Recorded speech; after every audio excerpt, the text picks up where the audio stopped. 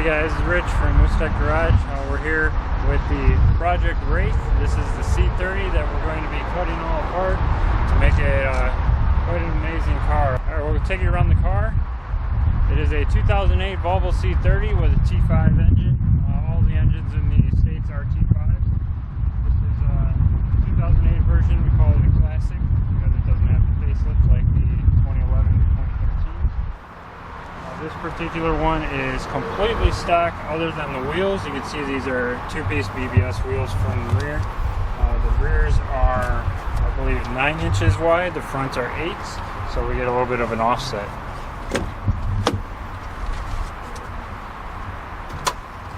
As you can see by the interior, it's all basically stock. This car does have a couple of features with the leather seats, the sunroof, and the bliss, but otherwise not much going on in there.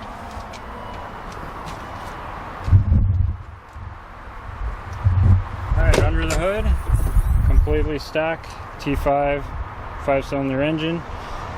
Basically this car, we have a lot of stuff planned for this car, including we have turbo, intake, full engine build, intercooler, exhaust, downpipe, suspension, brakes, all-wheel drive swap, and basically anything you want to do to a C30 we're going to do to this car here. So we'll, in the next few videos, we're going to be taking you through all the parts and all the prep work that has gone into getting to this point.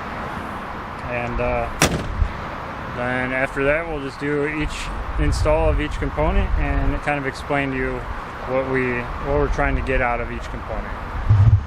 So this right here is a 2005 Volvo S40 T5 all-wheel drive. It is an automatic. Around the car here, that's going to be our donor car.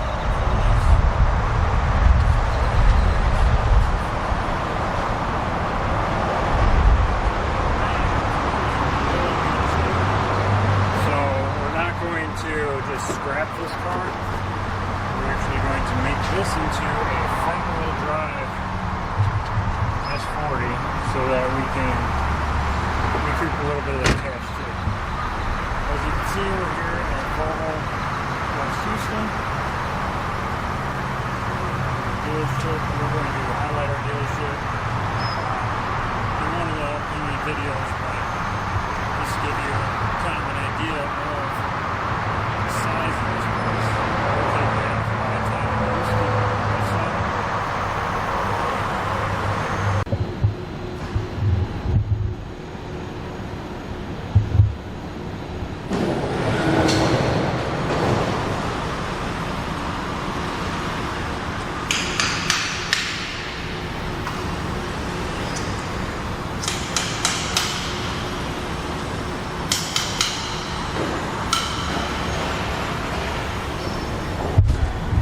Alright guys, well unfortunately for this S40, this is probably the last time it'll ever move being all-wheel drive. So we're about to pull the engine, transmission, driveline out of it to get it ready for the front-wheel drive stuff out of the C30. We are going to be taking this out of this car and putting it into a C30 to make another all-wheel drive conversion car. So let's take you around the car, we'll lift it up and show you a few of the all-wheel drive parts. Alright guys, we'll go over some stuff underneath the hood here, tell you exactly what we're going to be using and what we're not going to be using for this all-wheel drive slot.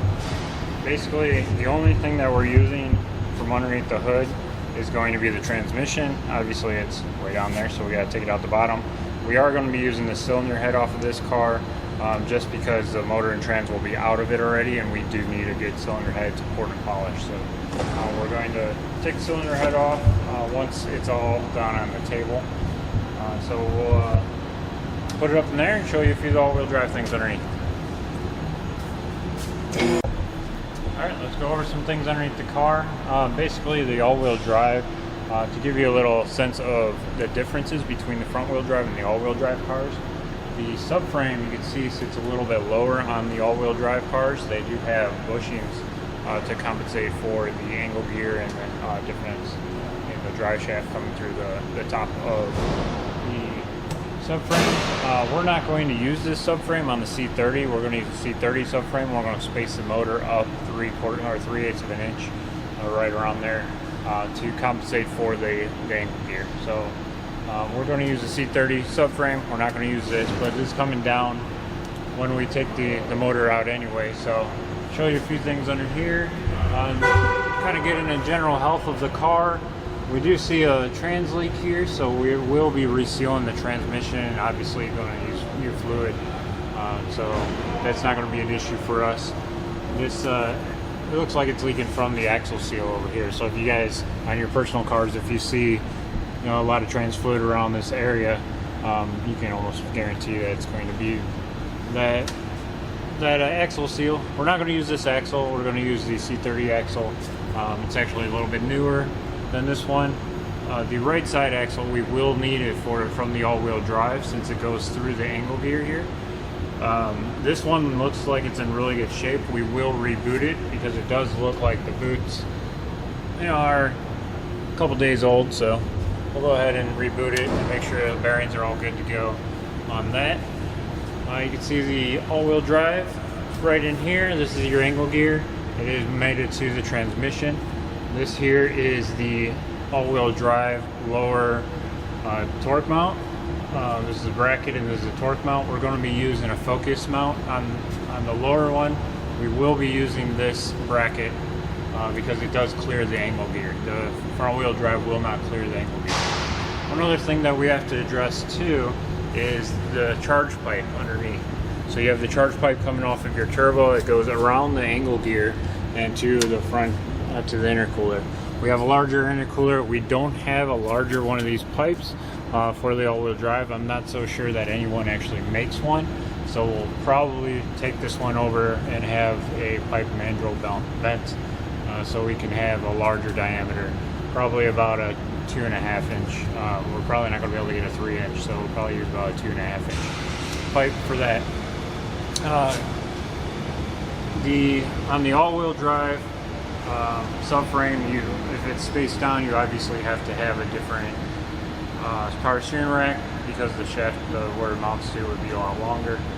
So we're not going to use this rack for that reason, since we're not going to use the power steering or the subframe, so we won't use the power steering rack for that. So that'll stay with this car. Not going to need that. We're going to need the drive shaft. The drive shaft runs through the center, obviously. It has all these brackets that are already, come with the all-wheel drive S40 and V50. They have holes in the bottom of the C30, since it's the exact same platform, for all this bracketry, so you don't need to do anything there. You just need to bolt it up and go. It's the same wheelbase, so the drive shaft does not need to be cut or lengthened at all. So we're basically take all this apart and reuse it exactly the way it is. We'll probably most likely paint all this, make it look real good, or clean it up, because there is a slight bit of surface rust since the car is almost 15 years old. But it looks pretty good under here. None of these northern cars. So as we move back, you see the drive shaft runs right through the fuel tank, right through the center, as does the exhaust. On the C30, the exhaust makes a 90-degree turn here, and then another 90-degree up and over the rear axle. We won't need the C30 stuff because the gas tank on this car will be going on the C30. We'll go through the fueling issues on that and how to properly read your fuel on the fuel gauge, since there is a saddle tank on the rear of this car. But we'll be installing this in the C30. Again, it bolts right up, no issues there. You do have the AOC here and the rear differential. This is the Generation 2 DEM, differential electronic module. We will not be using this. We'll be using Generation 3 from the V8 XC90 or the 3.2 XC90. We have one of those already. So basically from here on, you already know what's going on. This entire rear subframe now will be in the C30. We're not going to use these springs. We have something real fun for you guys. We'll unveil that in one of the next videos on what we're going to do for suspension. springs, shocks, upper control arms, those all need to be changed when you do this. We will keep the main subframe, the control arms, and basically the spindles. Nothing else on the rear is going to be used as far as the arms go, or the suspension. So, if you want to take a look back here, you can see it does. If you were looking at your C30, it would, your rear subframe would not hang down this low. Actually, the control arms on the C30, they bolt up a little bit higher, which is why we need these rear lower control arms. The differential has obviously the rear axles going through here, and you need the rear hubs for an all-wheel drive in order to make it work. Front-wheel drive do not have splined hubs on the back of it, so you'll need, obviously to reuse the all-wheel drive hubs. If you spin your all-wheel drive hubs and you can hear any grinding, you will need to replace them with all-wheel drive hubs. Other than that, I think that's pretty much it. Wiring on the differential, we will be taking the wiring off of this vehicle, or it mounts on underneath the passenger rear seat. We'll cut it and we'll splice it off of this car and splice it into the C30. We'll go over all that once we get to that point, but right now we got a lot of disassembly to do. So, alright guys, now that we've gone through the entire bottom of the car and kind of showed you an overview of what we're going to do, we're going to really start the disassembly. The next few videos, what to expect are, number one, tearing down the S40, getting that thing to be a roller, a front wheel drive roller. We'll get that car out of here. We'll get the engine torn down. We'll have a video of the engine tear down. We might do a little bit of time lapse. So I do a little mix of talking. Also, we're going to be sending the head off the S40 to the machine shop to get ported and polished, and then reassembly on the new motor. After that, we'll be in full-fledged, build on the C30. We'll get that in.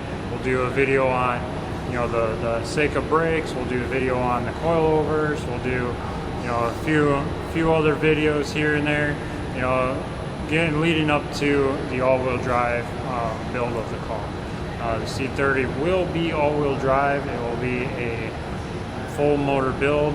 Once we have the video out of the build, we'll show you all the little things that went into planning that whole crazy build on the front end of this car too. So thanks for tuning in.